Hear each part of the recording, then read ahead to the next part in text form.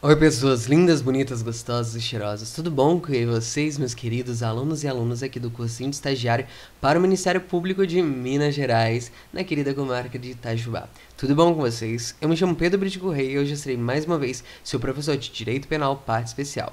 Hoje nós vamos falar sobre uns crimes específicos do capítulo 2 aqui do nosso Código Penal. Mas antes de mais nada, eu gostaria de pedir para vocês que não deixem de acompanhar os outros vídeos, se inscrever, comentar, compartilhar, não deixe de dar um like, aquele joinha maroto aqui nas nossas redes sociais, também conversar com a gente, tá aqui um like aqui no vídeo, mas acima de tudo, mande pra gente depois um feedback sobre as nossas aulas, sobre o conteúdo, sobre a exposição, se vocês gostaram do que a gente mandou de material, se vocês gostaram das aulas, se tem algumas críticas, pontos a gente melhorar, didática e assim por diante. Mas fora tudo isso, vamos então aqui conversar um pouquinho sobre o que a gente vai falar hoje nesse vídeo de rapidinho de revisão para essa prova maravilhosa que vocês vão fazer, vão passar e vão conseguir conquistar. Antes de mais nada, a gente vai falar então sobre o capítulo 2 das lesões corporais. De forma rápida, nós vamos entender o que? A gente vai entender que existem 4 tipos de lesões corporais que a gente precisa sempre gravar em mente. Que é a lesão corporal comum, que a gente vai entender como lesão corporal leve, que é a lesão corporal depois de natureza grave, que é do 129, parágrafo 1º, depois a lesão corporal gravíssima, de natureza gravíssima, e a lesão corporal seguida de morte. Tudo isso está previsto no artigo 129, basicamente é um capítulo destinado a apenas um artigo, que é o artigo 129, onde a gente vai entender todas as classificações, todas as possibilidades, diminuição da pena, aumento de pena e assim por diante, da lesão corporal em si. Vamos então aqui conversar então, compreendendo o que é a lesão corporal. A lesão corporal, na verdade, é ofender a integridade corporal ou a saúde de outrem. O elemento subjetivo aqui a gente tem um animus larendi, ou animus nocendi, dolo. Basicamente a gente está falando do dolo, a vontade de querer lesionar ou prejudicar a integridade física que vai em torno da integridade corporal ou a saúde de outrem. E aqui a gente está falando sobre a possibilidade, que ao mesmo tempo que a gente fala sobre esse ânimo, a vontade de lesionar, mas o nosso código, o legislador, contemplou a figura da lesão corporal na sua modalidade culposa, que a gente vai ver no artigo 129, parágrafo 6º. Mas, Pedro, como que a gente sabe se é lesão corporal de natureza leve ou de natureza grave, gravíssima e assim por diante? Basicamente, a lesão corporal de natureza leve, ela é uma atribuição exclusiva, de exclusão, na verdade. Como assim? O que não for lesão corporal de natureza grave, ou gravíssima, ou seguida de morte, é lesão corporal leve. Só excepcionalmente quando nem chegar a se configurar lesão corporal, que a gente vai falar sobre o quê? A gente vai falar sobre vias de fato, que aí a gente está falando sobre outros casos, que é contravenção penal. Mas uma coisa que a gente tem que lembrar, se a gente está falando então sobre lesão corporal, se a gente fala de lesão corporal, a gente tem que lembrar que é um crime que deixa vestígios. Se deixa vestígios, a gente precisa lembrar que precisa de comprovação. E essa comprovação é feita através de exame de corpo de delito, segundo o artigo 158 do Código de Processo Penal. Mas, Pedro, e se eu não conseguir ter vestígios, essas coisas, passar um tempinho? A gente vai então para a segunda ou é possibilidade, vamos dizer assim, prevista no artigo 167 do Código de Processo Penal, que é quando não tem ou haverem desaparecidos os vestígios, a gente usa a prova testemunhal para suprir essa falta. E eu estou pegando essa parte comecinho de processo penal para a gente fazer essa grande revisão e conseguir melhorar o conteúdo para aprofundar nessa questão e conseguir gabaritar nas questões da prova. Mas continuando aqui, a gente tem que entender a diferença de algumas coisas. Quando a gente fala de lesão corporal de natureza leve ou culposa, a gente vai estar falando sobre lesão corporal condicionada à representação, que está previsto no GCRIM, no artigo 88 da Lei 9.099 de 95. Já a lesão corporal de natureza grave, gravíssima ou seguida de morte, a gente vai para a ação penal pública incondicionada. Então a gente já está falando de outra possibilidade, então por isso é bom a gente saber diferenciar dos tipos de natureza e as possibilidades, porque a gente vai entender até mesmo a natureza e o tipo de ação penal que a gente vai aplicar aqui. Voltando aqui, então a gente vai falar agora sobre as possibilidades, na verdade, da não possibilidade da aplicação de lesão corporal. Mas como assim, Pedro? Existem casos em que não vai configurar lesão corporal. Mas como assim não vai configurar lesão corporal? Não basta a pessoa bater ou querer lesionar ou querer ferir a integridade física ou da saúde da pessoa que vai conseguir configurar a lesão corporal? Não, na verdade, existem casos específicos que a gente pode desclassificar o crime ou nem considerar, que vai ser o caso do consentimento da vítima. O consentimento da vítima é só no caso de lesão corporal de natureza leve. Exemplo, a tatuagem. Autolesão. Autolesão configura-se lesão corporal? Não, se eu me autolesiono, não vai configurar lesão corporal. Porém, nos casos de automutilação ou de tentativa de suicídio, que é a autolesão em decorrência da instigação ou induzimento ou auxílio para a prática de automutilação assim por diante, pode ser configurado para outra pessoa, para terceiro que me instigou, induziu ou auxiliou perante outro crime. Mas lembre, autolesão, eu ser condenado por eu estar me autolesionando, não terei como. Então, vamos lá. A prática de esportes que envolvam ou que tolere a violência. Por exemplo, MMA, judô, essas coisas, a gente tem a figura da não aplicação da lesão corporal, porque ele é permitido. A gente está falando de uma prática esportiva, que a gente está falando de uma excludente da ilicitude. E aqui a gente pode ter aplicado o princípio da insignificância, mas sempre lembre-se, não nos casos de lesão corporal leve ou, excepcionalmente, lesão corporal culposa, mas a leve é o que a gente pode aplicar esse tipo de princípio. Agora vamos aqui para a lesão corporal grave, que é o principal caso para a gente começar a diferenciar da leve, da gravíssima, das seguidas de morte, assim por diante, mas principalmente da leve. O que não for lesão corporal grave, gravíssima, como eu falei, ou seguida de morte, a gente está falando sobre lesão corporal leve. E se não conseguir entrar ali no rol da própria lesão corporal, a gente vai falar sobre vias de fato. Mas vamos lá. Inciso 1º do artigo 1º Inciso 1º do parágrafo 1º do artigo 129. A gente está falando sobre a incapacidade para ocupações habituais por mais de 30 dias. Aqui a gente está falando sobre uma forma para a gente configurar essa natureza de grave a partir de um prazo que é necessário, que a gente precisa lembrar que é mais de 30 dias. Menos de que isso, a gente não configura a classificação de lesão corporal de natureza grave. E, acima de tudo, a gente precisa de, no mínimo, 2 exames de corpo de delito para a gente conseguir constatar todo esse caso. Nesse caso, quando a gente fala de ocupação habitual, a gente não fica adstrito apenas à questão laborativa de trabalho. Até mesmo a prestação de serviço que nem chega a configurar o mínimo para tanto o vínculo empregatício, que é o emprego, quanto o reconhecimento de trabalho em si, e não ser apenas um prestador de serviço, a gente consegue configurar incapacidade para ocupações habituais. Mas lembrando, sempre, desde que seja lícito. Uma das questões é que pergunta, prostituição configura-se? Sim, configura-se. Que prostituição para o direito é considerado valor imoral, mas não ilícito. Não é ilícito você se prostituir. Agora, ter aquela prática, não sei o quê, de ter um bordel, essas coisas, para outras pessoas ali praticarem a prostituição. E você, aí a gente está configurando outro tipo de crime, que a gente vai falar sobre outro tipo de pena.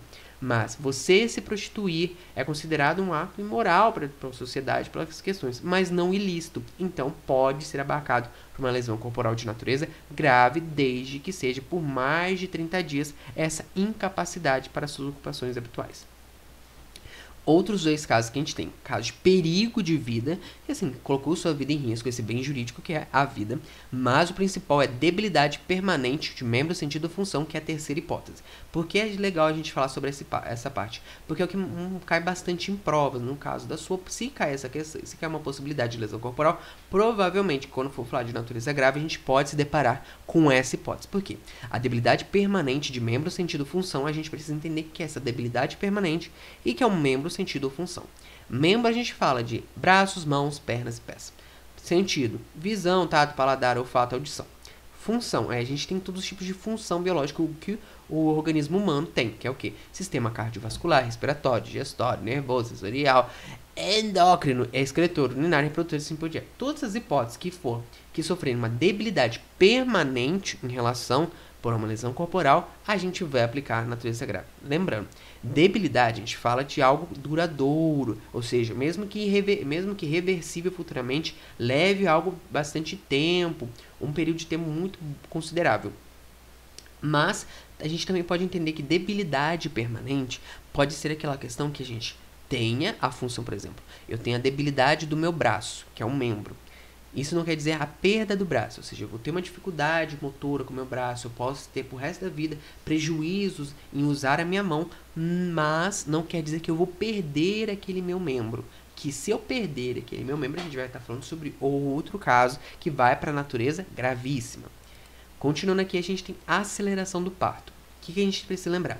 A aceleração do parto, o agente precisa ter conhecimento da gravidez da vítima. Se ele não tiver e auxiliar no aceleramento com a lesão corporal dele, do parto da gestante, aí se ele não tem conhecimento, a gente não aplica essa a natureza da lesão corporal grave. E acima de tudo, o dolo do agente não pode estar voltado a simplesmente a gerar o aborto, e sim de lesionar. Então, o que a gente precisa lembrar? O voltar deve. Eu até escrevi um pouquinho errado, depois eu vou arrumar um material para vocês, que o dolo aqui é de causar uma lesão. Essa lesão, de forma culposa, gera a aceleração do parto. Se eu tenho a modalidade de lesionar para causar, de forma assim, o aborto, eu já tenho figuras diferentes. Então é sempre bom a gente lembrar, o dolo da gente é apenas lesionar, ponto. Causou a aceleração do parto, causou de forma culposa. E ele precisa ter o conhecimento da gravidez. Outro ponto, se eu tenho a vontade de gerar a aceleração do parto ou o aborto, aí eu já fujo da questão. Meu ônibus não é apenas lesionar, mas gerar o aborto. Aí eu vou estar em outra figura típica. No caso, a gente estaria um concurso de crimes de lesão corporal com o aborto. Mas se a minha lesão corporal foi a intenção de lesionar e gerou o aborto de forma culposa, aí a gente vai estar na natureza gravíssima de outra possibilidade e não dessa da aceleração do parto. Acelerar o parto não é aborto, mas se o feto morrer em decorrência da aceleração ocasionada pelo aborto e tudo mais, aí a gente tem que ver o momento certo. Se o aborto foi ocasionado por tudo isso, a gente tem que lá todos uns casos específicos. Mas nesse aqui a gente vai falar aceleração do parto. Acelerou o parto, a intenção era apenas lesionar, ponto. A gente configura aqui a lesão corporal de natureza grave. E aqui a gente vem para a lesão corporal de natureza gravíssima. A lesão corporal de natureza gravíssima, a gente está falando então da incapacidade permanente para o trabalho. Considera esse trabalho que o agente já desempenhava. Então, por que já desempenhava? Se eu estou, por exemplo, eu tenho uma debilidade que me impede de trabalhar sentado, eu tenho que ficar em pé por conta e se eu for ficar, eu tenho que deitar. Não tem como, por exemplo, trabalhar em home office sentado, não teria como para mim. Ah, mas eu já trabalhava de home office? Não. Passei a trabalhar depois da lesão. Então não tem como a gente se pegar nessa hipótese de lesão corporal de natureza grave. Sim, é na época dos fatos. Na época dos fatos, se desempenhava um serviço, uma função, ou um trabalho, um emprego, aí se esse emprego ou trabalho for prejudicado por conta disso, você ficou incapaz de permanecer nesse trabalho por conta da lesão corporal, aí a gente aplica essa lesão corporal de natureza gravíssima. Enfermidade incurável. Considera-se que é uma alteração prejudicial tanto físico quanto psíquico, ou seja, traumas psicológicos que vão desde depressão, ansiedade, que geram um prejuízo muito grave para aí a gente vai ter no diagnóstico do exame de corpo de delito, o laudo pericial e tudo mais, para constatar isso. Mas um ponto específico que a gente pode trazer de curiosidade é o caso do HIV e AIDS. Antes, o HIV e AIDS, pessoa que era contaminada por HIV ou AIDS, que aí a gente vai ter a variação, que é o vírus do HIV e a doença que vai se manifestar do HIV, lembrando que a gente está falando de IST, infecção sexualmente transmissível, você pode ser portador do vírus, mas não necessariamente você pode manifestar a doença em si. Mas antes, quando a pessoa era contaminada com o vírus do HIV, considerava-se que a pessoa que contaminou intencionalmente estava praticando crime de homicídio ou tentativa de homicídio. Atualmente, a jurisprudência, a doutrina, reconhecem como um caso de enfermidade incurável, que a gente vai aqui, no caso de lesão corporal de natureza gravíssima. Ah, Pedro, mas tem um crime de contaminação de moléstia grave, isso aqui. É uma tipificação específica, mas que a jurisprudência, a doutrina, reconhece que o HIV em específico pode configurar aqui lesão corporal de natureza gravíssima. Alguns doutrinadores defendem, outros não, porque a gente tem a questão do coquetel, manter a questão da qualidade de vida da pessoa, porque agora a gente já teve avanços na medicina que vão adaptar toda essa questão, que a gente não precisa mais tratar com tanta discriminação, não que a gente sempre, porque a gente precisou da vez, não. Muito tempo atrás, quando teve o surto do HIV e AIDS, que teve toda essa questão de conscientização, de descobrir o vírus, aí muitas pessoas discriminavam e a gente tratava como a sorofobia, que é a questão da sorologia da pessoa ser positiva ou não para o HIV, e tinha muito discriminação e preconceito para com essas pessoas. Atualmente, a gente vê que essas questões, que todas as posturas eram inadequadas, eram posturas discriminantes, e por conta disso, não se faz sentido a gente ter políticas criminais de saúde pública que fomentem tudo isso. Uma delas é reconhecer que uma pessoa que contaminou a outra não está colocando ela em risco de vida ao ponto da gente configurar um crime de homicídio. A vida dela não está nesse risco de morrer e assim por diante. Então, não se aplica mais o homicídio ou tentativa de homicídio, a contaminação, no caso que seria a tentativa de homicídio, por HIV. ainda se mantém um pouco resquício desse pensamento, inserindo aqui na lesão corporal gravíssima, que sim, pode ser considerado sistema imunológico, mas os tratamentos, hoje está surgindo a vacina HIV, todos os tratamentos, a gente consegue ver que pode futuramente se excluir a lesão corporal gravíssima e ir já ir para outra tipificação, ficando naquela de contaminação de moléstia grave, assim por diante. Esse é um posicionamento, uma atualização sobre esse conteúdo. Você tem seu posicionamento, você pode se defender, mas assim por diante, mas é basicamente um exemplo que a gente tem sobre enfermidade incurável. Outro ponto que a gente pode falar é sobre a perda ou inutilização de membro, sentido ou função. Quando a gente fala disso, a gente lembra sobre a debilidade permanente. Aqui a gente está falando sobre perda ou inutilização. Eu expliquei para vocês que se eu ficar com dificuldade de utilizar a mão, é uma coisa não conseguir mais utilizar minha mão ou perder a mão, ter que amputar. Aí a gente vai vir para gravíssimo que é aqui. Diferente de debilidade permanente, aqui considera-se a inoperância total do membro, sentido ou função. Lá a gente pode dizer que é uma inoperância parcial, que a gente fala de uma inoperância total. Deixe de conseguir exercer membro, sentido ou função. Lembre-se sempre que é um membro, sentido ou função. Membro, braço, perna, braço, sentido, o quê? Tato, olfato, paladar, essas coisas. Função, endócrino, cardíaco, essas porra. Entenderam? Deformidade permanente. Aqui a gente está falando sobre um relacionamento estético. Como assim? É algo que gera uma deformidade no meu corpo. Por exemplo, minha mão fica toda deformada, eu fico cheio de cicatrizes à mostra. Ou, por exemplo, quando jogam ácido no rosto de uma pessoa, a gente tem uma deformidade permanente para causar. Aqui a gente se relaciona à questão estética, sim, que gera muitos prejuízos à pessoa. E aí a gente tem que lembrar o quê? A possibilidade de uma cirurgia ou seja ela de realizar, ou a possibilidade de realizar, não afasta a configuração da lesão corporal gravíssima. Então quer dizer que se ela fizer futuramente um procedimento estético e te retire essa deformidade permanente, quer dizer que não se configura então lesão corporal de natureza gravíssima? Não. Aqui a gente tem o informativo 562 do STJ que fala a possibilidade de realização de cirurgia estética não afasta a qualificadora. Então, lembrem-se disso. Independente se a pessoa pode ou não fazer aquela cirurgia, não vai afastar a questão da deformidade que foi causada pela lesão corporal do agente. Outro ponto que a gente tem que falar é do aborto. Você lembra que eu falei sobre antecipação, aceleração do parto? É uma coisa, o feto saiu vivo. Pode morrer futuramente? Pode acabar caindo aqui no aborto.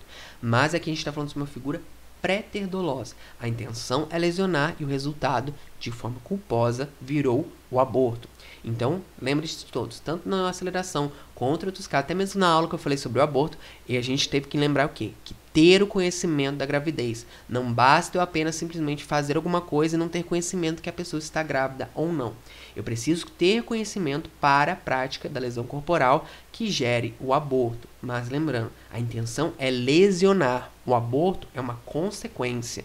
Não tenho a intenção. Se eu tenho a intenção de causar o aborto, ao mesmo tempo eu tenho a lesão corporal e o aborto comunicando-se num concurso de crimes. Se eu fico só com a lesão corporal e ela gera o aborto, aí eu venho aqui para essa figura da lesão corporal gravíssima pelo parágrafo 2º do inciso 5º, que resulte no aborto. Então, lembre-se disso. Preciso conhecer da gravidez e a minha intenção não é o aborto, a minha intenção é a lesão corporal.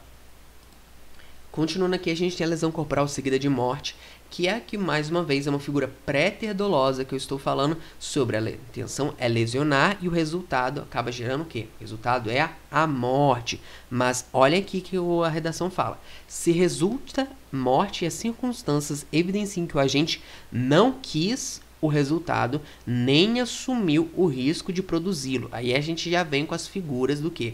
Do dolo eventual, da outras figuras e a gente vai conseguir materializar o do dolo. Então, se o resultado e a circunstância evidenciam que o agente não quis o resultado e nem assumiu o risco de produzi-lo, então a gente já retira da figura da morte, ou seja, da ceifar a vida da vítima, a possibilidade até mesmo de um dolo eventual, até mesmo, vamos dizer assim, extrapolando, de uma culpa consciente, mas como fala, não quis o resultado, nem assumiu o risco de produzi-lo. Quando eu assumo o risco de produzi-la, eu já estou falando sobre o quê? Dolo eventual. Mas quando eu falo não quis o resultado, nem assumiu o risco de produzir, a gente fica na figura da culpa, seja ela consciente ou consciente. Então a gente reconhece que a morte aqui foi na modalidade culposa. E como a intenção era a lesão, ou seja, eu tenho um dolo na lesão, eu tenho a figura da lesão corporal seguida de morte. dolo na lesão, culpa na morte. Então, a gente tem aqui dolo no inconsciente e culpa no inconsciente. Basicamente isso. E, como a gente tem essa possibilidade, não há e não existe a modalidade da lesão corporal na sua forma tentada. Não se admite tentativa. Não faz sentido eu ter essa figura. E outro ponto que a gente trouxe, não pode ser chamado de homicídio pré-doloso, que algumas figuras na doutrina colocavam assim, não é lesão corporal seguida de morte, esse é um homicídio pré-doloso, que seria a classificação mais adequada, porque o ânimo, não sei o que. O ânimos nosso é o ânimos liadente, que é o ânimos de matar. Ânimo de causar a lesão. É diferente do dolo, a intenção da gente. Então, um ponto que a gente tem que lembrar é o quê? Crime pré-doloso é lesão. A intenção é causar uma lesão. A intenção é afetar a integridade física da pessoa. Se resultou na morte dela e foi de maneira culposa, a gente fala de lesão corporal seguida de morte e não configurando como um concurso de crimes entre lesão corporal e homicídio. Mas que até homicídio absorveria a figura da lesão corporal e ficaria só no homicídio. Aqui a gente fala sobre lesão corporal seguida de morte. Figura típica, literalmente independente nessa questão.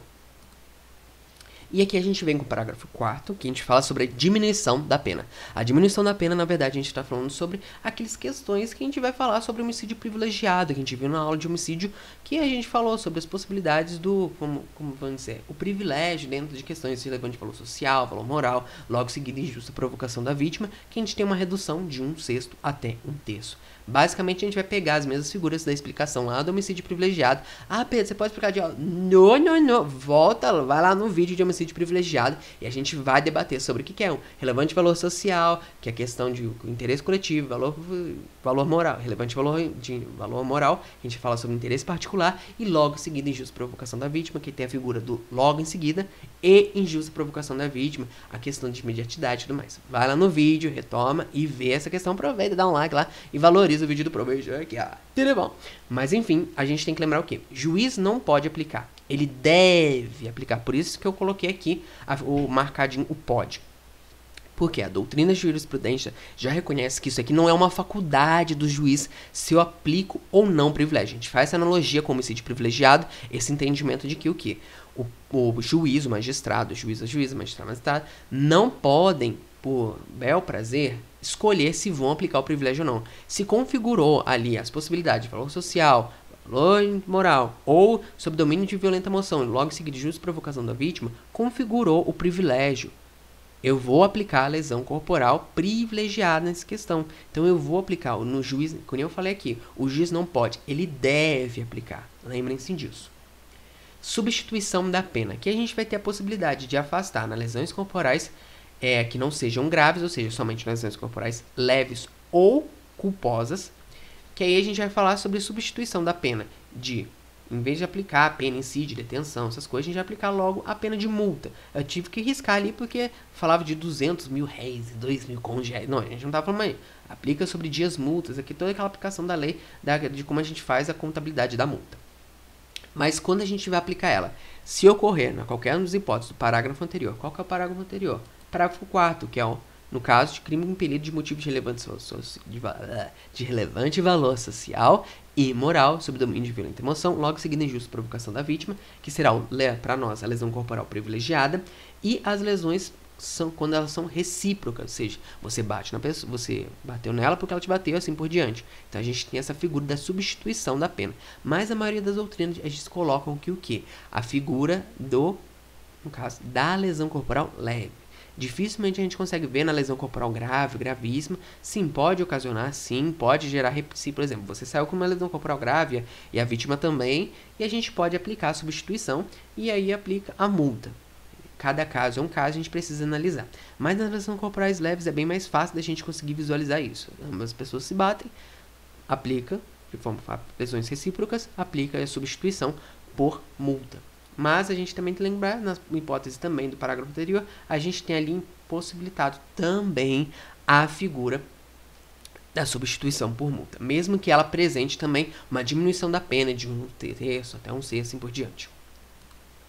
E aqui a gente vem para a modalidade da lesão corporal culposa. A lesão corporal culposa, lembre-se também do homicídio culposo, que a gente vai falar sobre negligência, imprudência, imperícia. Negligência, deixei de tomar os devidos cuidados ali, ou seja, deixei de agir de forma cautelosa. imprudência, eu agi, mas não tomei os cuidados e as cautelas necessárias. Então a gente tem uma culpa negativa, uma culpa positiva, e a imperícia é a falta de conhecimento, a falta de aptidão técnica sobre aquilo que eu estou atuando. E a gente tem que lembrar o quê? Se é configurada a lesão corporal lesão corporal culposa, independerá o grau de lesão. Então, mesmo que for uma lesão corporal de natureza leve, grave ou gravíssima, a gente vai ter aqui configurado a lesão corporal culposa, se eu fiz tudo isso baseado em negligência, prudência e imperícia pelas minhas ações. Se houver a morte da vítima, poderá ser considerado, não aqui lesão corporal culposa, mas a figura da lesão corporal, mas a figura do homicídio culposo. A gente tem todas essas hipóteses possibilitadas ali na questão doutrinária e jurisprudencial, que você pode também ver na sua prova e acabar indicando ali, olha, seguida de morte, mas preenche todos os requisitos da culpa. Então a gente vai para o quê? Lesão corporal culposa ou homicídio culposo. Aí você vai ter que ver no caso concreto que o enunciado está te passando. Eu deixei aqui uma diferença que a gente será considerado, a gente poderá ser considerado e será considerado. Foi uma adaptaçãozinha que eu fiz que eu gostaria de mostrar para vocês. Que às vezes a gente pode configurar homicídio culposo ou será considerado. Como eu falei, vai do caso concreto da sua questão. Mas fiquem atentos a tudo isso. Outro ponto que a gente precisa trabalhar que é o quê? A lesão corporal culposa, ela tem a sua modalidade prevista no 129, parágrafo, se não me engano, vamos voltar aqui, 6º.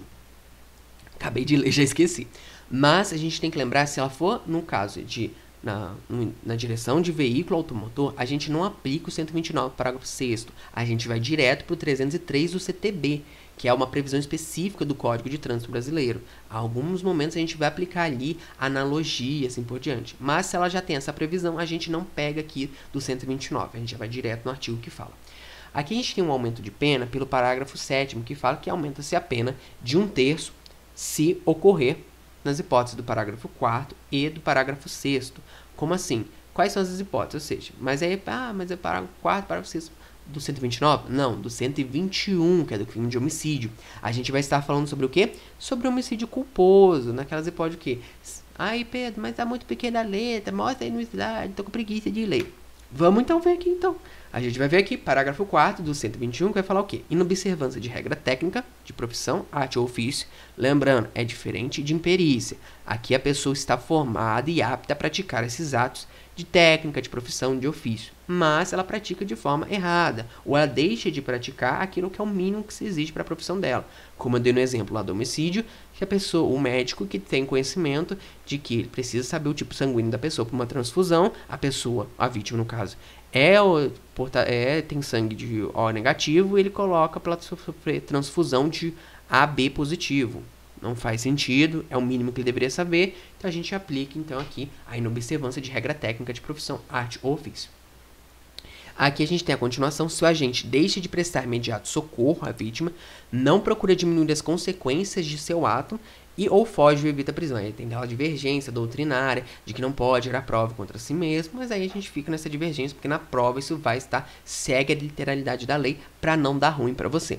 Se o crime é praticado contra menor de 14 e maior de 60 anos, que é aquela figura que vai sempre estar presente nessas questões, que menor de 14 anos e maior de 60, a gente já conhece que eles são mais vulnerabilizados, a gente fala do ECA, criança e adolescente, maior de 60 anos, estatuto do idoso e assim por diante, a gente tem aquela figura da vulnerabilidade que vai causar um aumento de pena ou uma qualificadora. No caso, lesão corporal, um aumento de pena.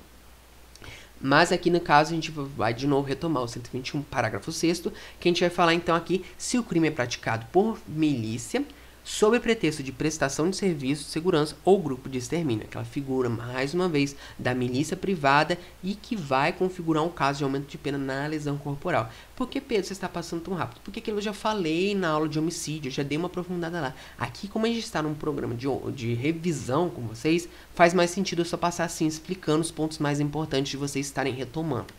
Aqui a gente vai depois, então, falar sobre a lesão corporal culposa, que é do parágrafo 8º do 129, que é o quê? Aplica-se a lesão corporal culposa, somente a culposa, igual ao parágrafo 5º do artigo 121. Que qual que é isso? É o perdão judicial. Então, a gente copia e cola do 121. Por isso que eu falei. Já falei lá no vídeo de homicídio, não tem por que eu ficar repetindo aqui. o homicídio culposo, o juiz poderá deixar de aplicar a pena se as consequências da infração atingirem o próprio agente de forma tão grave que a sanção se torne desnecessária. Por exemplo, estou lesionando uma pessoa e eu na hora de dar um soco, quebrei aqui, que acabou furando minha artéria, por conta disso eu tive problema, não sei o que, ela tá me ferrando, por conta disso furou a artéria, a precisei de transfusão, na transfusão, fizeram uma transfusão errada, eu acabei de criar uma doença sanguínea, assim por diante. Então você vê, foi tão prejudicial, a vítima saiu tão mais, ela só saiu com roxo, eu saí tão mais prejudicado que não faz sentido. Eu posso ter a benefício no caso do perdão judicial, desde que eu pratiquei essa lesão corporal na modalidade culposa, assim como no homicídio culposo. E aqui a gente tem uma questão que é bom a gente debater, que é o parágrafo 9º, que ele sofreu não foi uma alteração, mas um acréscimo no parágrafo 13, que é aqui: se a lesão for praticada contra ascendente, descendente, irmão, cônjuge ou companheiro, ou quem conviva ou tenha convivido, ou ainda prevalecendo se o agente das relações domésticas de coabitação ou hospitalidade. Falando doméstico, você lembra? Violência doméstica. E a gente precisa lembrar algumas coisinhas. Primeiro, só se aplica nos casos de lesão corporal leve. Por quê? Porque é um caso muito específico. Lesão corporal de natureza grave, outras coisas assim por diante, a gente vai com outra comunicação, com outro tipo de caso que a doutrina vem falando pra gente. Então a gente já vem com uma atuação mais vamos dizer assim, mais linha dura, né? O famoso pé na porta. Mas que a gente precisa lembrar, gente, sempre tem quando fala violência doméstica, que isso é assim, a gente já vai direto na lei que fala sobre violência doméstica. Lei 11.340 de 2006, que vai falar sobre tudo isso. Ah, Pedro, aplica então nesse caso, se a gente aplica a figura da Lei 11.340, a gente vai aplicar as medidas despenalizadoras da Lei 9.099, que é a Lei dos Juizados de 95? Não, depende dos casos. Nesse caso, se a gente configura isso aqui, a violência doméstica, aí a possibilidade também pela Lei 11.340, que puxa a figura da mulher via vítima de violência doméstica, a gente vai afastar as medidas despenalizadoras. Mas o foco principal aqui é o parágrafo 13, que eu vou explicar mais a fundo com vocês, mas antes vamos ver o parágrafo 10 e 11. O parágrafo 10 fala que, se presentes as circunstâncias do parágrafo 9º que configura a figura da violência doméstica, as hipóteses tanto do parágrafo 1º ao parágrafo 3º, que a gente vai falar sobre natureza grave, gravíssima e seguida de morte, a gente tem um aumento de pena independente do caso. Se a pessoa é portadora de deficiência, que são pessoas PCDs, a gente tem a mesma figura. Está configurada a questão, falar de violência doméstica do parágrafo 9º, a gente aumenta a pena se for contra pessoas portadoras de deficiência. E aqui que está a controvérsia, o ponto principal não é a controvérsia, mas um ponto bem importante para se debater, que é o quê? Se praticada contra a mulher, por razões ou condição de sexo feminino, parâmetro que a gente tem com o parágrafo 2A do 121, a gente tem uma pena de reclusão de 1 a 4 anos. Mas, Pedro, por que é importante saber? Porque o do 9º, que a gente normalmente fala violência doméstica, lembra de mulher, que fala da questão da Lei Maria da Penha, a gente vê aqui o 3 meses a 3 anos. E por que isso? Quando a gente fala do parágrafo 13, a gente não configura a violência doméstica. A gente só fala contra a mulher por razões da condição de sexo feminino. Ponto. Estamos tratando aqui de violência doméstica? Não. A violência doméstica trabalha a questão contra a mulher por razões da condição de sexo feminino dentro do ambiente familiar ou de coabitação, ou que dele se nutra para isso, ou se aproveite para isso. E por que isso é importante? Quando a gente pega essa figura do parágrafo 3º, a gente vê que basta o cara não gostar da mulher e da condição dela ser mulher, que eu posso aplicar essa lesão, essa qualificadora, vamos dizer, essa qualificadora de casos de violência doméstica, de violência, de lesão corporal. Por quê, Pedro? Porque no parágrafo 9º, ela cria todo esse contexto da violência doméstica, mas coloca uma pena muito mais leve, que é de 3 meses a 3 anos. Aqui não. Aqui a gente já vai direto, a gente tem é muito mais abstrata e genérica por ser uma figura de mulher, independente da relação que ela tem. Como a gente precisa dessa coabitação, de ser irmão, cônjuge, irmão, companheiro, convívio, que basicamente a gente bebe do artigo 5º da Lei 11.340, da Lei 11.340 de 2006, a gente vê que o quê? essa prática contra a mulher, por exemplo, numa festa, um cara não gosta da mulher, mas nunca teve uma relação de convívio, de relação amorosa, nada do tipo, não configura ali a figura da violência doméstica, ou pela lei, tanto do parágrafo 9º, quanto do artigo 5º da lei 11.340 de 2006. Então quer dizer que não é violência doméstica? Não é violência doméstica. Sempre falei, se não tem essa relação, não faz sentido a gente aplicar a Lei Maria da Penha. Mas aqui, só por ser a razão do sexo feminino, pela condição do sexo feminino, ou seja, aquela questão de machismo, misoginia, e o agente vai lá e pratica esse crime, sem ter qualquer vínculo doméstico, essas coisas, ele vai sofrer uma qualificadora de aumento de pena, que aqui não é de aumento de pena, mas uma qualificadora que vai transformar ele em vez de se aplicar 3 meses, vamos lá, 3 meses a 3 anos, a gente vai aplicar logo 1 ano a 4, é mais severo. Olha como que é diferente. A gente tem aqui manovácios légios impégios, que aqui a figura se torna mais abstrata. Então a gente deixa de aplicar ali nos casos da violência doméstica e vem para cá praticado com o parágrafo 13, que a gente pode também beber da Lei Maria da Penha. Então a gente tem uma caso de seriedade. Então basicamente a gente tem essa divergência aqui, que o parágrafo 9 acaba deixando de ser aplicado às mulheres, para a gente aplicar o parágrafo 13 comunicando com a Lei Maria da Penha, porque ele torna-se mais severo para a condenação do agente, porque aí a figura dele não tem mais sentido, porque se a gente for aplicar, tá bom, condição do sexo feminino por ser mulher, para que eu vou aplicar o parágrafo 9 se ele é mais benéfico do que aplicar o 13? E como é uma relação de violência doméstica que configura a questão do parágrafo 5º, do artigo 5º da Lei 11.340, que basicamente copia e cola do parágrafo 9º, é mais ponderável aplicar o 13 comunicando com a Lei Maria da Penha, do que somente o 9º, já com as coisas da Maria da Penha.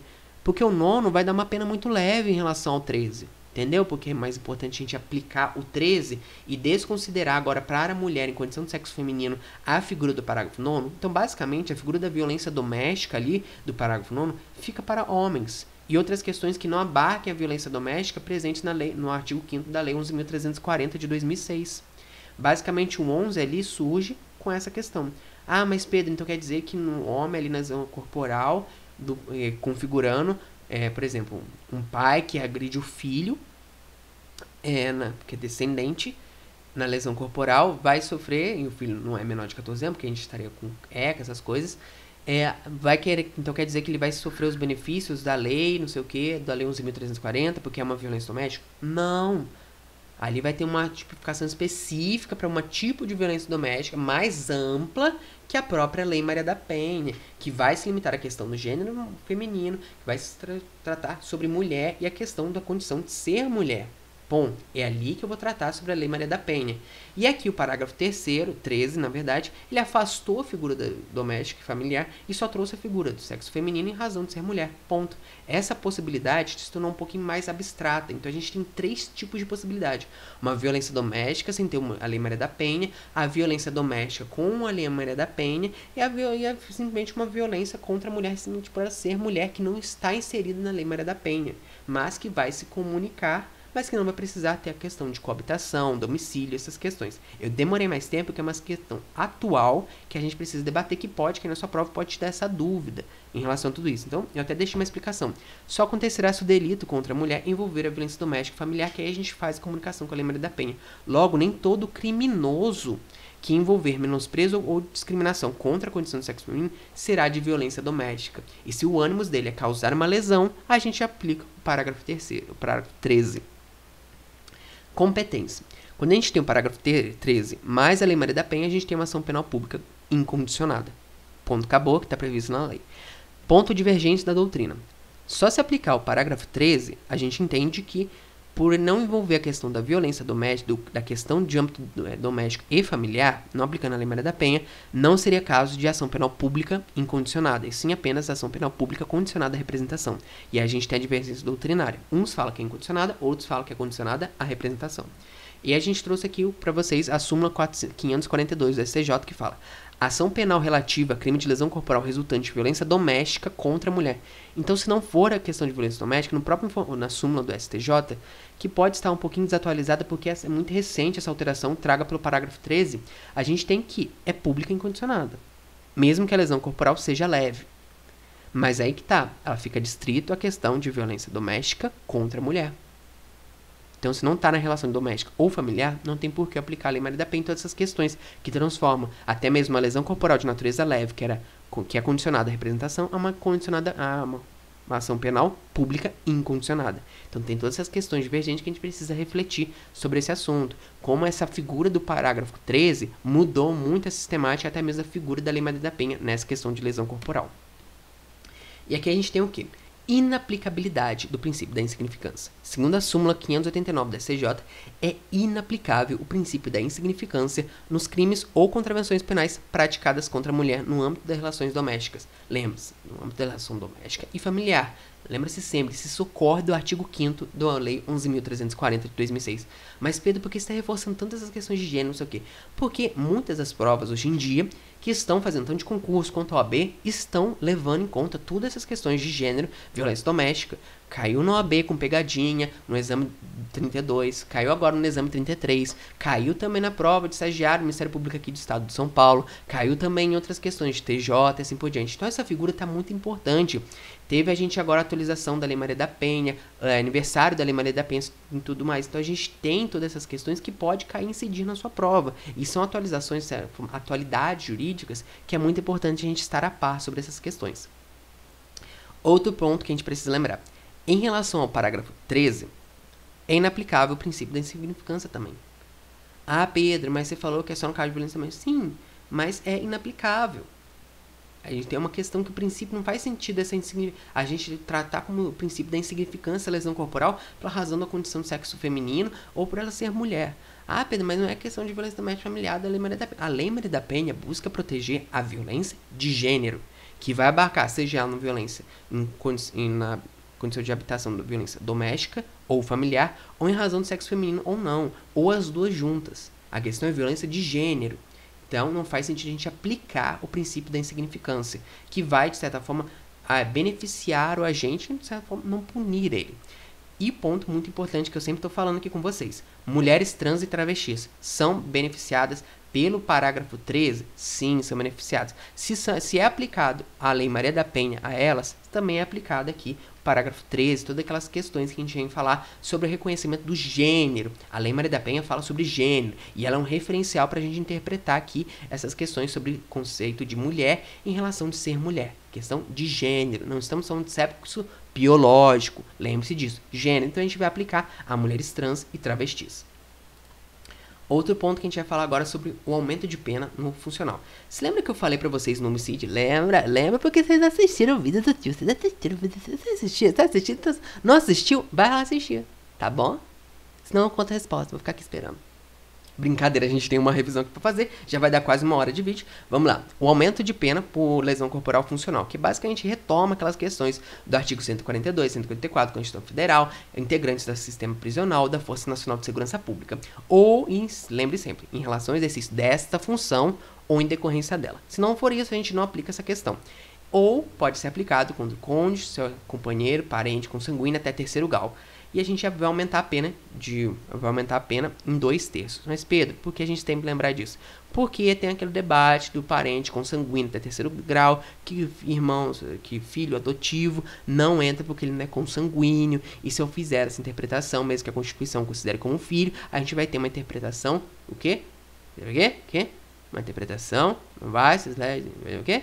Interpretação, prejuízo ao réu. Interpretação, prejuízo ao réu a gente não aplica. Então não faz sentido a gente fazer essa questão porque é nosso princípio da legalidade. Nós, infelizmente, o jurídico, nosso criminal, é muito legalista. Então o que está na lei, se a lei não fala ali, falou consanguíneo, então é só sangue, não faz sentido aplicar para filhos adotivos.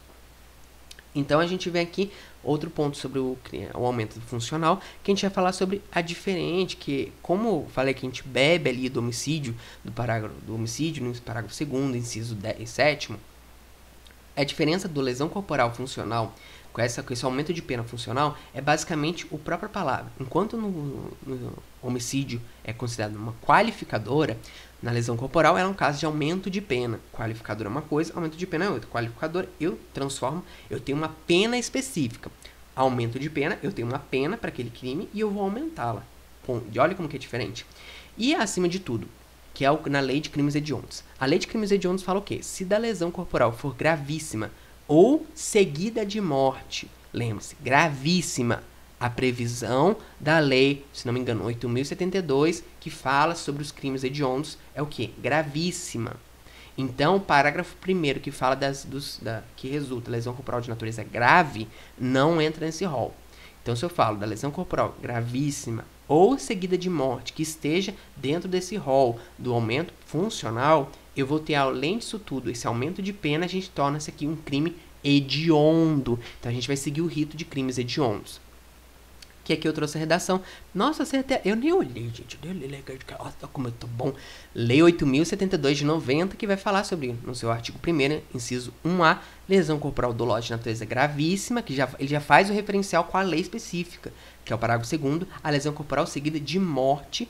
A gente vai ter, então, aqui configurado não apenas com aumento de pena, mas um crime hediondo.